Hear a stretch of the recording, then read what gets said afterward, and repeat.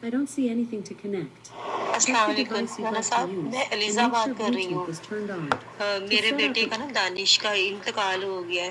ابھی یہ 15 تاریخ کو نا سال ہو جائے گا.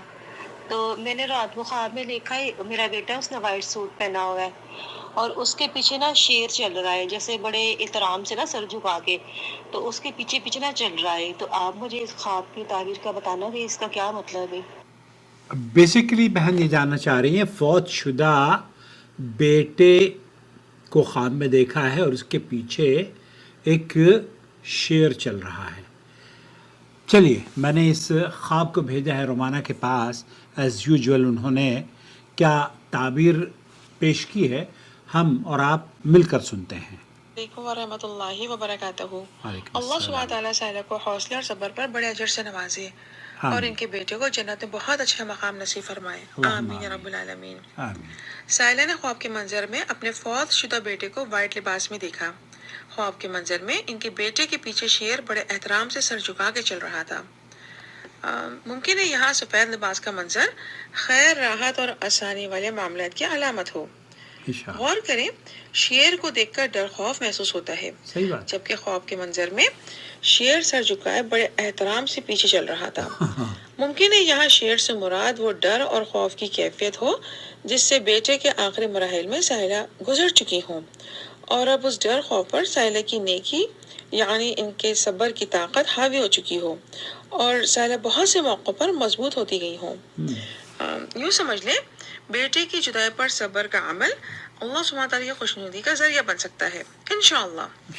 دیکھیں قرآن کریم میں سورہ بقرہ کی آیہ نمبر 155 سے لے کر آیہ نمبر 157 یعنی آیہ نمبر 155 سے لے کر آیہ نمبر 157 کو پڑھ کر اس کے ترجمے اور مفہوم پر غور کریں، جس میں بندوں کو خوف، بھوک، جان مال اور میووں کے نقصان سے آزمائش کا ذکر موجود ہے اور صبر کرنے والوں کے لیے بشارت بتائی گئی ہے.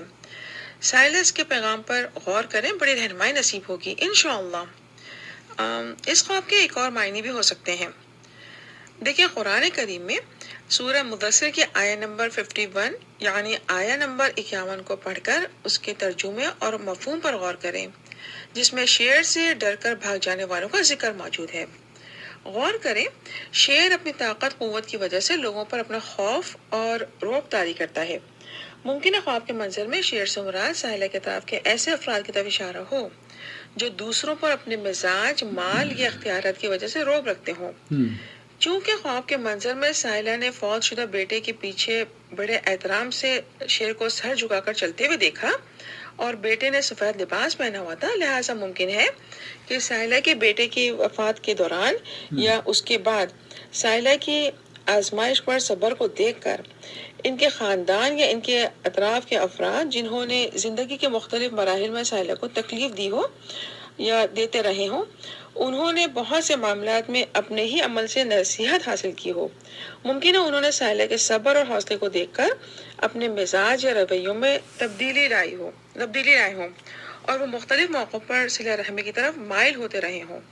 یوں سمجھ لیں کہ بہت سے لوگوں میں بحث و تکرار ہونے کے باوجود اس حوالے سے کمی آئی ہو. سائلہ کو چاہیے کہ نماز کی پابندی کریں اور نماز و صبر کے ذریعے اللہ سبحانہ تعالیٰ سے خیر اور مدد طلب کرتی رہا کریں. اللہ سبحانہ تعالیٰ سائلہ پر خصوصی کرم فرمائے اور ان کے لیے دین دنیا کے معاملات میں آسانی فرمائے اور آخرات کے معاملات میں ان کو سرخرو فرمائے. آمین یا رب العالمین. واللہ اعلم. بہت شکریہ رومانہ، آپ کے الفاظ ہمیشہ بہت ہی راحت دینے والے اور ایسا لگتا ہے کہ جیسے زخموں پر مرہم آپ لگا رہی ہوں. ایک ماں جس نے اپنا بیٹا کھو دیا ہو اس کے لیے آپ کا یہ خواب، یہ تعبیر نہایت ہی سکون اور راحت بخش ثابت ہوگی انشاءاللہ تعالی. دیکھتے رہیے نو ٹی وی جدہ. شکریہ.